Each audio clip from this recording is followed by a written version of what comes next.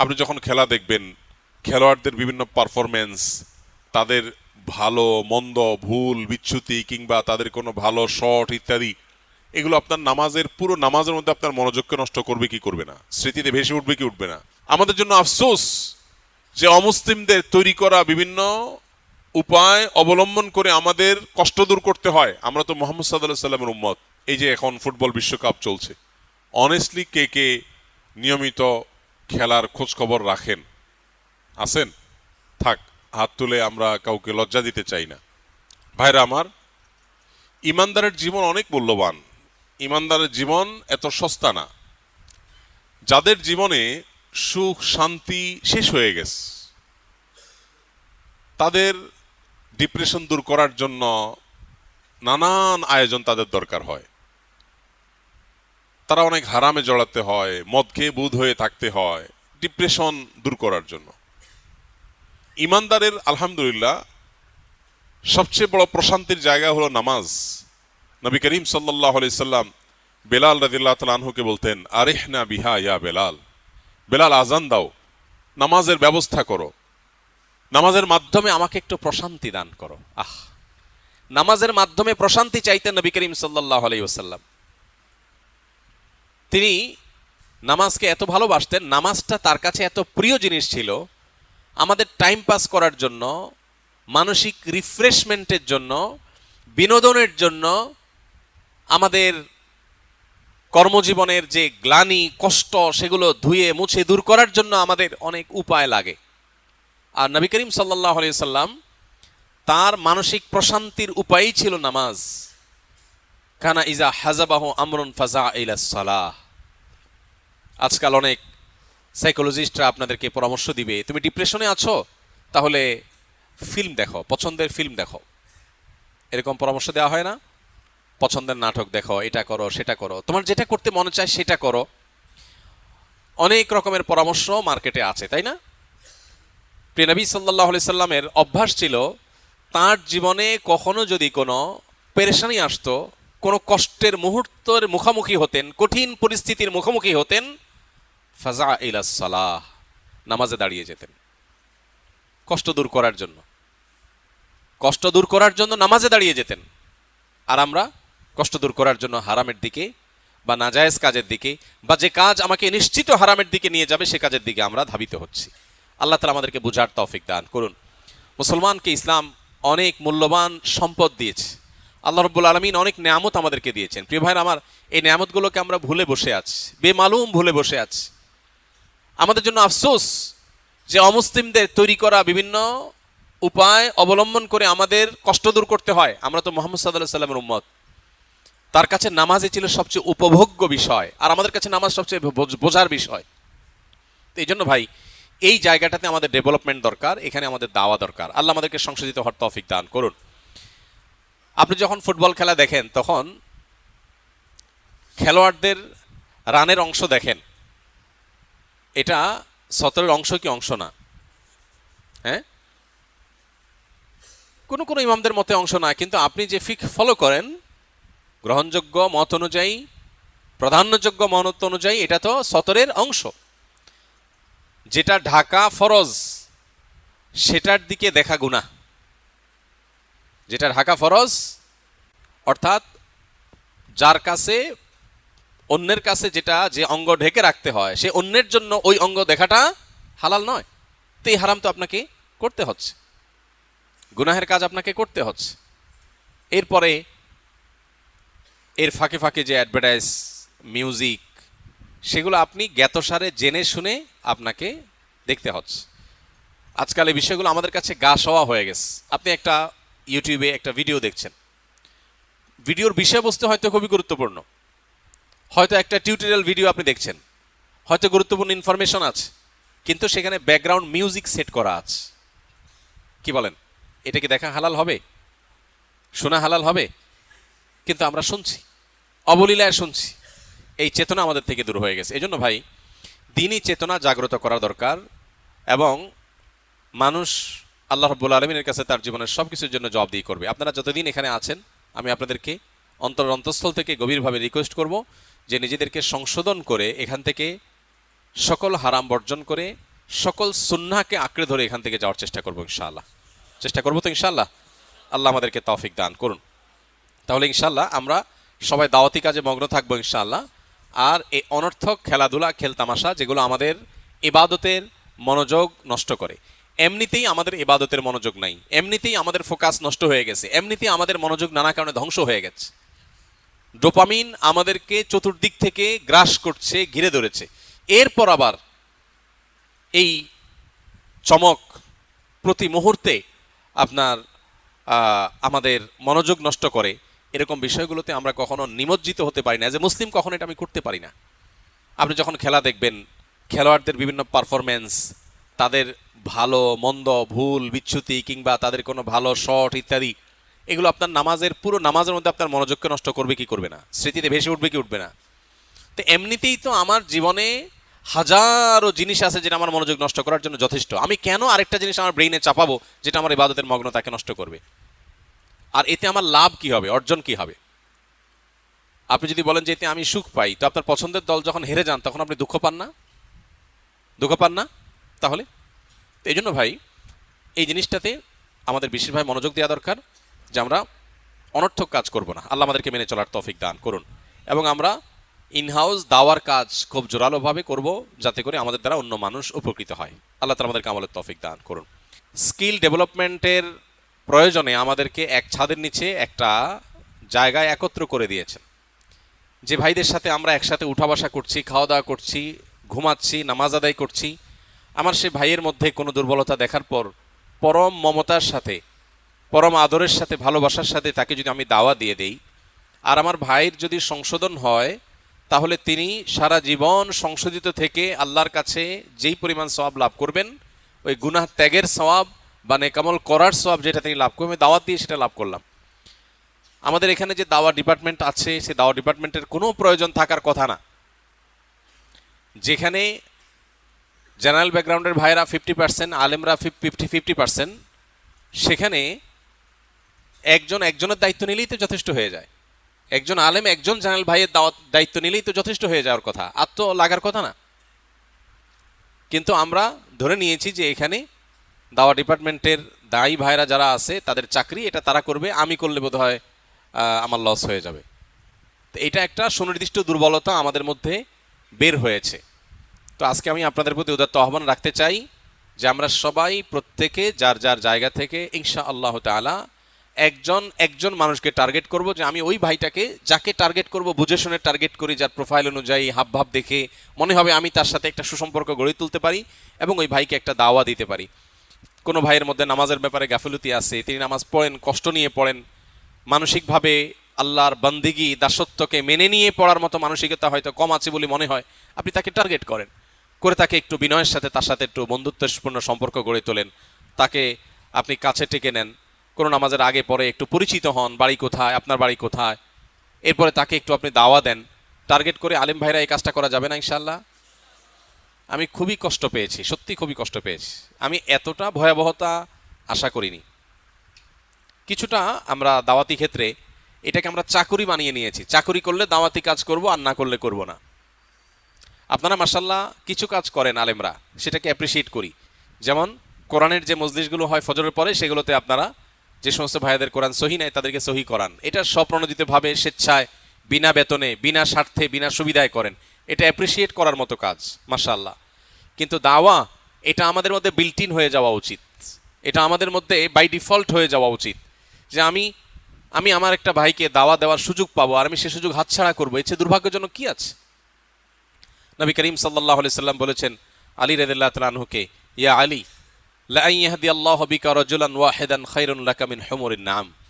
আলী, তোমার মাধ্যমে যদি আল্লাহ একজন মানুষকে হেদায়েত দেন, একজন মানুষকে তোমার মাধ্যমে যদি হেদায়েত দেন, তাহলে লাল ওটের মালিক হওয়া যতটা গৌরবের সেই সমাজের মানুষের মধ্যে ছিল, নবীজি তাকে বলেছেন যে তার চাইতে বেশি গৌরবের বিষয় তোমার হবে এই একটি মানুষের হেদায়েতের মাধ্যম হয়ে যাওয়া। তো এই জন্য ভাই, আমরা যারা আলিম ভাইরা আছি, মাদ্রাসা ব্যাকগ্রাউন্ডের ভাইরা আছি, আমরা আমাদের জেনারেল ভাইদের প্রতি দাওয়া দেবো তো ইনশাআল্লাহ। আমি এরপরে কোনো এক জুমায় কোনো একদিন ইনশাআল্লাহ আবার জিজ্ঞেস করবো ইনশাআল্লাহ কার কি অ্যাচিভমেন্ট, বলার মতো অ্যাচিভমেন্ট আমরা রেডি করবো ইনশাআল্লাহ। ঠিক আছে না ভাই? দাওয়া দিলে কি আমাদের কোনো লস হবে? শয়তান আমাদেরকে ভুলিয়ে রাখে। চলতে ফিরতে উঠতে বসতে আপনি কত কথা বলেন, মানুষ সামাজিক প্রাণী, আপনি তো চুপচাপ থাকেন না, বোবার মতো থাকেন না, আপনি তো এমনি কথা বলেন। তো সেটাকে আপনি দাওয়াতি ক্ষেত্রে কেন কনভার্ট করবেন না? সেই কথাটাকে দাওয়াতি টার্গেট নিয়ে কেন বলবেন না?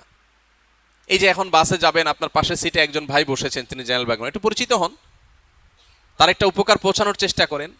আহাব্বুন নাস ইলাল্লাহি আনফাহুম লিন্নাস, আল্লাহর কাছে সবচেয়ে প্রিয় মানুষ সে যে মানুষের জন্য সবচেয়ে বেশি উপকারে আসে। যে মানুষের জন্য সবচেয়ে বেশি উপকারে আসে সেই মানুষটা হলো আল্লাহর কাছে সবচেয়ে বেশি প্রিয়। আর মানুষের জাহান্নাম থেকে বাঁচিয়ে দেওয়ার মতো উপকার আর কি হতে পারে? একজন মানুষকে জাহান্নাম থেকে বাঁচানোর মতো উপকার আর কিছু হতে পারে? ভাইরা আমার, শুধু আলেমরা না, শুধু মাদ্রাসা ব্যাকগ্রাউন্ডের ভাইরা না, আমরা যারা সাধারণ ভাইরা আছি, আল্লাহ আমাকে একটা জিনিস বোঝার তৌফিক দিয়ে দিয়েছেন। আমি আরেক ভাইকে দাওয়া দেব ইনশাআল্লাহ। দাওয়া হলো এমএলএম এর মতো। দাওয়ার মাধ্যমে যে ব্যক্তিকে আমি দাওয়া দিলাম সে মাদউ যদি সংশোধিত নাও হয়, তিনি যদি আমার দাওয়া গ্রহণ নাও করেন, আমি দাওয়া দেওয়ার কারণে আল্লাহর কাছে বিনিময় পাওয়া যাবে কি যাবে না? দুনিয়ার মানুষ আউটপুট দেখে মূল্যায়ন করে, দুনিয়ার মানুষ আপনার অর্জন দেখে আপনাকে মূল্যায়ন করবে। আল্লাহ রাব্বুল আলামিন আপনার আউটপুট দেখে, কাজের ফল দেখে সবসময় মূল্যায়ন করবেন না। দাওয়াতি কাজ করেছেন, একজনও আপনার দাওয়া গ্রহণ করে নাই, এই জন্য কি আল্লাহ বলবেন না তাহলে তোমাকে সওয়াব কেন দেবো? কেউ তো দাওয়াত গ্রহণ করে নাই, আল্লাহ কি এটা বলবেন? দাওয়াত দেওয়াটা ইটসেলফ একটা ইবাদত, একটা নেক আমল। দাওয়াতের একটা বড় সুফল হলো আপনি যখন মানুষকে দাওয়াত দিবেন তখন আপনি নিজে অটোমেটিক সংশোধিত হয়ে যাবেন।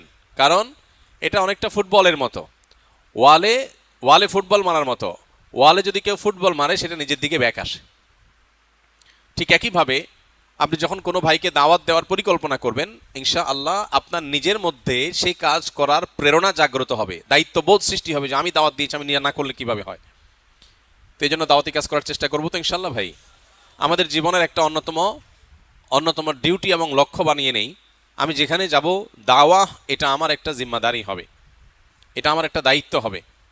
দাওয়ার মাধ্যমে যত মানুষ সংশোধিত হবে, দিনের পথে আসবে, তত মানুষের সওয়াব আমি লাভ করবো ইনশাআল্লাহ। আমরা গত সপ্তাহে মহরম মাসে বেশি বেশি নফল রোজার কথা বলেছি। আমরা অনেকগুলো বিষয়ে বিভিন্ন প্রশ্ন উত্তর প্রসঙ্গে বলেছি। এই জিনিসগুলো আমাদের দায়িত্ব হলো অন্য ভাইদের কাছে পৌঁছে দেওয়া, যে ভাইটা এখানে আসে না তাকে পৌঁছে দেওয়া। এই মানসিকতা আমাদের রাখতে হবে ভাই। আমরা যদি মনে করি যে আমার কখনো চাকরি হলে পার্ট অফ জব, চাকরির অংশ হিসাবে আমি দাওয়াতি কাজ করব, তাহলে সেটা আসলে সত্যিকারের দাওয়া হতে পারে না। আল্লাহ আমাদের সবাইকে দাওয়াতি কাজকে আমাদের জীবনের মিশন এবং ভিশনে পরিণত করার তৌফিক দান করুন। চেষ্টা করবো তো ইনশাআল্লাহ ভাই। ছোট ছোট অনেক আমল আছে, ছোট ছোট অনেক বিষয় আছে যেগুলো আরেক ভাইকে আপনি দাওয়া দিতে পারেন। আমাদের গত সপ্তাহে দুই ভাইকে পুরস্কার দেওয়ার কথা ছিল না? কই বাজির কোন দুই ভাই যেন? যারা মাশাআল্লাহ, আমরা কোরবানির ঈদের আগে বলেছিলাম যে কোরবানির পশুর হাটে যে মাইক বাজে, অনেক পশুর হাটে অত্যন্ত হাই ভলিউমে গান বাদ্য বাজানো হয়। কোরবানির পশুর হাট যেটা একটা ইবাদতকে ঘিরে হয়ে থাকে, সেখানে জিলহজের প্রথম দশকে নবীজি তাকবীর, তাহলিল, তাহমিদ পাঠ করার জন্য বলেছেন। সাহাবায়ে কেরাম বাজারে গিয়ে উচ্চস্বরে তাকবীর পাঠ করে অন্যকে স্মরণ করাতেন। সেখানে আমাদের কোরবানির পশুর হাটের মাইকে কেন সেই তাকবীর উচ্চারিত না হয়ে গান উচ্চারিত হয়? এটা কি প্রত্যাশিত না অপ্রত্যাশিত? যে মানুষগুলো কোরবানির পশু কিনতে আসছে তারা একটা ইবাদত করতে আসছে, ইবাদত করতে আসা মানুষগুলোকে বাজারে সাহাবায়ে কেরাম তাকবীর শোনাতেন, আর এই কোরবানির পশুর হাটে যারা কোরবানির পশু কিনতে আসছেন তাদের টাকা থেকেই তো এই মাইক বাজে। তো ইবাদতের টাকায় যে মাইক বাজে সেই মাইকে হারাম জিনিস বাজবে, এটা তো প্রত্যাশিত হতে পারে না। যারা এখানে ইবাদতের জন্য আসছে তারা তো এটা অবশ্যই এক্সপেক্ট করেন না। এই জন্য আমরা বলেছিলাম যে সমস্ত ভাইরা ছুটিতে বন্ধে বাড়িতে গিয়ে বিভিন্ন পশুর হাটে কর্তৃপক্ষকে অনুনয় করে বিনয়ের সাথে দাওয়া দিয়ে মাইকে তারা তাকবীরের পাঠ, তাকবীরের উচ্চারণ, এটি অডিওগুলো চালানোর ব্যবস্থা যারা করবেন তাদেরকে আমরা বলেছি যে পুরস্কৃত করবো। আলহামদুলিল্লাহ আমরা দুইজন ভাইকে পেয়েছি, যে দুই ভাই আলহামদুলিল্লাহ এই কাজ করেছেন। আরো কোনো ভাই কি আছেন তাদের বাইরে? রেদওয়ান ভাই আছেন? চলে আসেন। আপনি কোন ডিপার্টমেন্টে? মোটরসাইকেল, মাশাআল্লাহ। মোটরসাইকেল টেকনিশিয়ান কোর্সে ভাই আছেন, ভাইয়ের নাম হলো রেদওয়ান না? মাশাআল্লাহ। ভাই কোন এলাকায় আপনি এটা করেছেন? মুন্সিগঞ্জের শ্রীনগর থানায় তিনি তার পশুর হাটে মাইকে তাকবীর বাজানোর ব্যবস্থা করেছেন। আপনি কি তাদেরকে অডিও ক্লিপ দিয়ে দিয়েছিলেন নাকি ওই অডিওটা তারা বাজাইছেন মাইকে? মাশাআল্লাহ, মাশাআল্লাহ। দাওয়ার উস্তাদ দিয়েছেন, কোন উস্তাদ দিয়েছেন আপনাকে? মাশাআল্লাহ, গ্রুপে দিয়েছেন, সেখান থেকে নিয়েছেন। তো এই জন্য রিদওয়ান ভাইয়ের জন্য আমরা একটা উপহার দিচ্ছি। এটা হলো অত্যন্ত মহামূল্যবান একটি বই, ডক্টর খন্দকার আব্দুল্লাহ জাহাঙ্গীর রাহিমাহুল্লাহর রাহে বেলায়েত। খুবই মূল্যবান একটা বই। এটা রিদওয়ান ভাইকে আমরা পুরস্কার হিসেবে দিচ্ছি, আর আসল পুরস্কার তিনি আল্লাহ রাব্বুল আলামিনের কাছ থেকে লাভ করবেন ইনশাআল্লাহ। আল্লাহ ভাইকে আরো বেশি ভালো কাজ করার তৌফিক দান করুন। জাযাকুমুল্লাহ খাইর, জাযাকুমুল্লাহ খাইর, বারাকাল্লাহু ফিকুম, ফি আমানিল্লাহ, ফি আমানিল্লাহ, জাযাকুমুল্লাহ খাইর। এসবিএমসির চতুর্থ ব্যাচের, ও 34 ব্যাচের আহমদুল হক আছেন ভাই? মাশাআল্লাহ, ওয়ালাইকুম আসসালাম। আপনি কোন এলাকার মানুষ? ফেনী দলিয়া, আচ্ছা মাশাআল্লাহ। এটা কোন থানায়? সদরে? মাশাআল্লাহ। আপনি কি মাদ্রাসা ব্যাকগ্রাউন্ডের? কোথায় পড়ালেখা করেছেন? হাটহাজারী থেকে দাওরা পাশ করেছেন। কত সালে? 25-এ। মাশাআল্লাহ। এসবিএমসিতে আছেন, মাশাআল্লাহ। আহমদুল হক ভাই ফেনীর মানুষ, আলেম মানুষ। আপনার অ্যাচিভমেন্ট বলেন, আপনি এলাকায় কোন এলাকায় তাকবীরের ব্যবস্থা করেছেন? বালুচমনিতে, মাশাআল্লাহ। সেখানে কি বাজারে সবসময় তাকবীর উচ্চারিত হয়েছে মাইকে?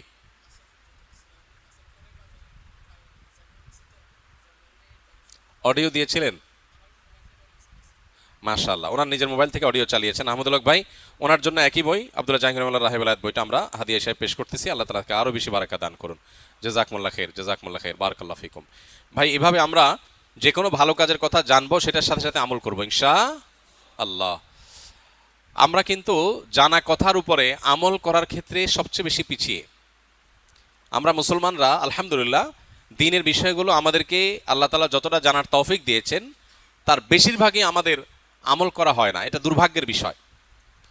আমরা চেষ্টা করব এখন থেকে যেটা আমি জানবো সেটা আমল করব ইনশাআল্লাহ, এবং অন্যকে আমল করাবার জন্য চেষ্টা করব। চেষ্টা করা যাবে না ইনশাআল্লাহ?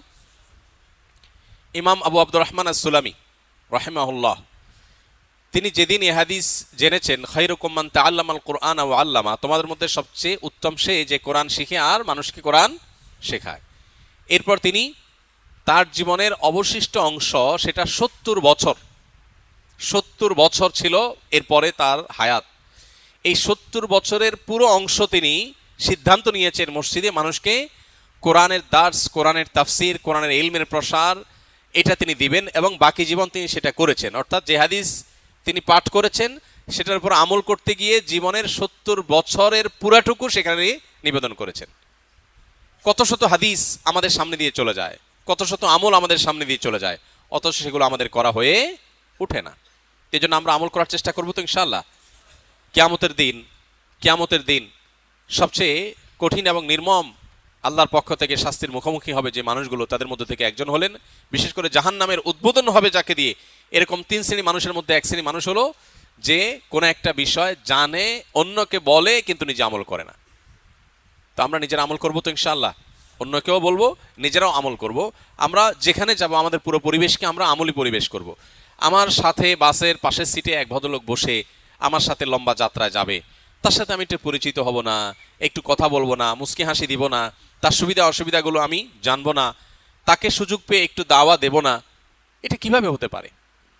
আমাদের মধ্যে এই মেজাজ, এই জোক, এই মানসিকতা এখান থেকে, স্কিল থেকে অর্জন করতে হবে, গড়ে তুলতে হবে। চেষ্টা করবো তো ইনশাআল্লাহ।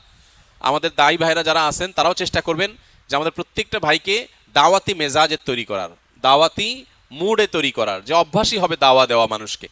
আর দাওয়া দেওয়ার প্রয়োজনে একে অন্যের সাথে আমরা সম্পর্ক গড়ে তুলব। আমরা সেলফিশ হব না, স্বার্থপর হব না। আজকাল দেখা যায় যে আমি এখানে একটা নির্দিষ্ট লক্ষ্য নিয়ে আসছি, আমি আমার কাজে আসি, সে তার কাজে আসে। এখন আজকাল দেখবেন কোনো জায়গায় আছে মানুষ প্রত্যেকে যার যার মতো মোবাইল টিপতেছে, বসছে, কোথাও ওয়েটিংয়ে আছে, কেউ কারো খোঁজ খবর নিচ্ছে না। কারোর উপকার করা, কারোর স্বার্থ রক্ষা করা, এগুলো তো অনেক পরের কথা। একটু দাওয়া দিবেন সেটুকু করতে তিনি কার্পণ্য করেন। তো আমাদের 2 ভাই মাশাআল্লাহ এক্সাম্পল সৃষ্টি করেছেন, আরও ভাইরা আছেন, অনেকে করেছেন। আমাদের এক ভাই এখানে স্থানীয়, ওই যে ভাই এখানকার পশুর হাটে তিনি তাকবীরের উদ্যোগ নিয়েছেন। তো আমি চাইবো যে কোনো ভালো কাজের কথা আমরা শুনবো, সেটা অন্য ভাইকে দাওয়াত দেবো ইনশাআল্লাহ। চেষ্টা করা যাবে না ইনশাআল্লাহ? আল্লাহ তাআলা আমাদেরকে তৌফিক দান করুন, আমরা জানা জিনিসের উপর আমল করবো ইনশাআল্লাহ। আজকে যেহেতু প্রশ্নোত্তর সেশন নাই, আমি শেষ করব, তারপরেও আপনাদের মধ্য থেকে সরাসরি প্রশ্ন নিতে চাই, 1-2টা প্রশ্ন। দাঁড়ান, ওয়ালাইকুম আসসালাম।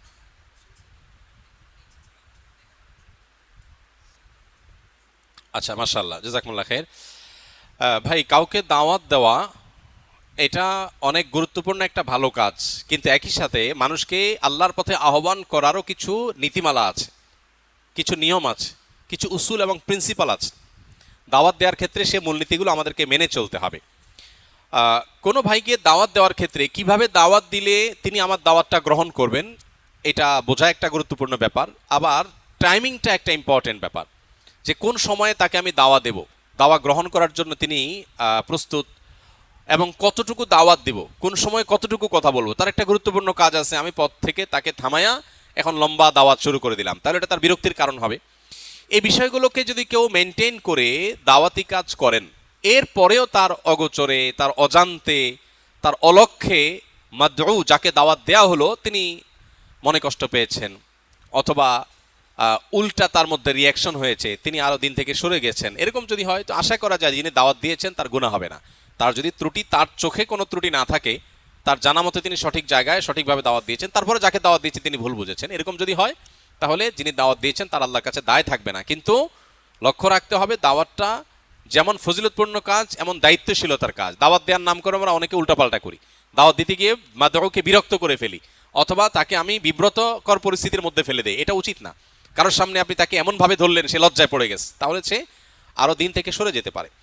আর হাতে পায়ে ধরার ব্যাপারটা হলো যে আপনি কাউকে নামাজের জন্য, হ্যাঁ, দিনই কোনো কাজের জন্য, ভালো কোনো কাজের জন্য আহ্বান করবেন বিনয়ের সাথে, সে আহ্বান করতে গিয়ে যদি হাতে পায়ে ধরেন, পায়ে ধরাধরি তো আমাদের সমাজের সচরাচর মানুষ করে না, অর্থাৎ জেনেতন কাজে পাও ধরে না।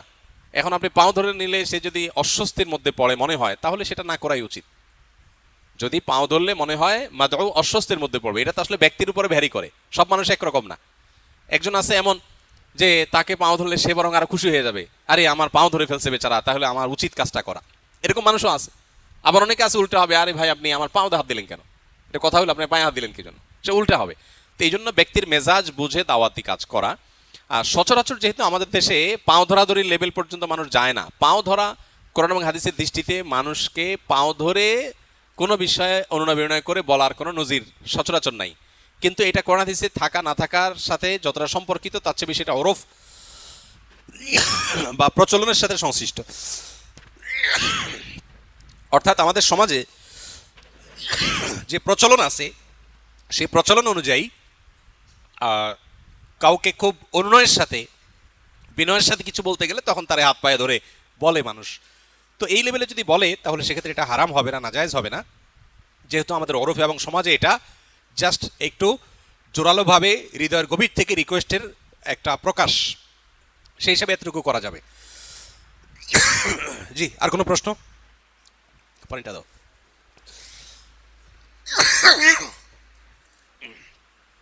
প্রশ্ন একটা নেব। সবচেয়ে নতুন কে আমাদের স্কিলের? এই যে যুবক, দুজনটা নেব। মুরব্বী আপনি বলেন, এরপরে তুমি উঠবা। হ্যাঁ, আপনি বলেন।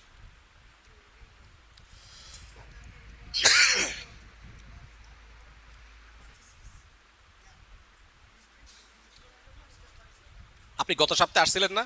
আপনাকে বলেছিলাম ওর সাথে আলাপ করার জন্য। হ্যাঁ, ওর সাথে আলাপ করবেন।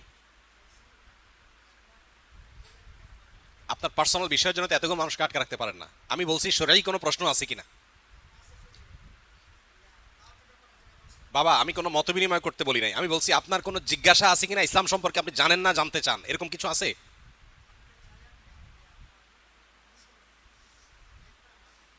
বাবা, আপনি তো প্রস্তাবনা দিয়েছেন, আপনার প্রস্তাবনার জন্য এতগুলো মানুষকে বসায় রেখে আমি কথা শুনবো? এটার জন্য তো আপনাকে আমি লোক অ্যাসাইন করছি, তার সাথে আলাপ করবেন আপনি একই বিষয়ে। আপনি বাবা, এই কথার জন্য আপনি এতগুলো মানুষকে আটে রাখছেন, সময় নষ্ট করতেছেন আপনি। দাঁড়াও। ওয়ালাইকুম আসসালাম।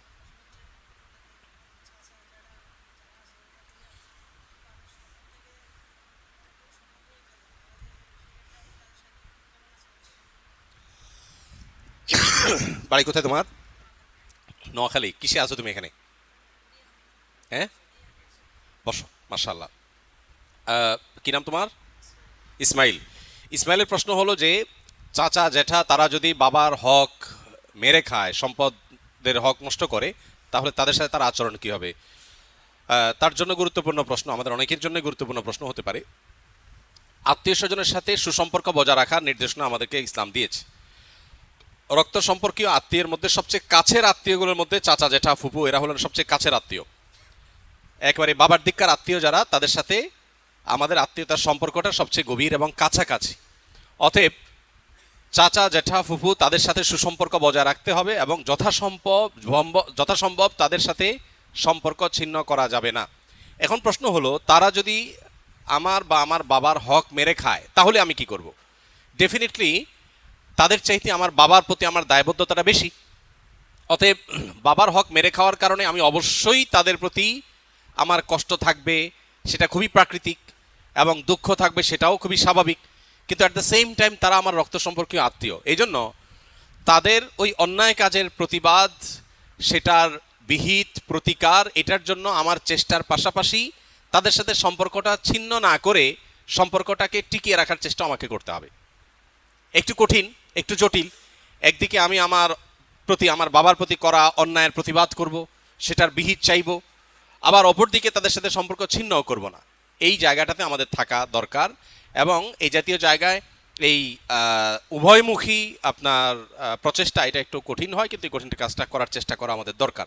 কোনো কারণে যদি মনে হয় যে না, তাদের সাথে সেই সৌহার্দ্যপূর্ণ সম্পর্ক রাখতে গেলে উল্টা বরং তারা আমারও ক্ষতি করবে, তাহলে তাদের সাথে সম্পর্ক না রাখা, দূরত্ব বজায় রাখা, এটা শরিয়া দৃষ্টিকোণ থেকে নাজায়েজ না। কারণ আল্লাহ বলেছেন, ওয়ালা তুলকু বিআইদিকুম ইলা তাহলুকা লা দরারা ওয়ালা দিরারা, নবী আলাইহিস সালাম বলেছেন। এজন্য আপনি ধ্বংসের দিকে, ক্ষতির দিকে নিজেকে ঠেলে দিতে হবে না। আত্মীয় আপনার ক্ষতি করবে, তারপরেও যেতে হবে, নট নেসেসারি। তবে বাবার সাথে যদি দূরত্ব হয়ও, আমি চেষ্টা করব আমার সম্পর্কটাকে স্বাভাবিক রাখার, এবং একই সাথে সুযোগ থাকলে অন্যায়ের প্রতিকার চাওয়ার, দুইটার মধ্যে সমন্বয় করার চেষ্টা করব। আল্লাহ আমাদেরকে তৌফিক দান করুন। জাযাকুমুল্লাহ।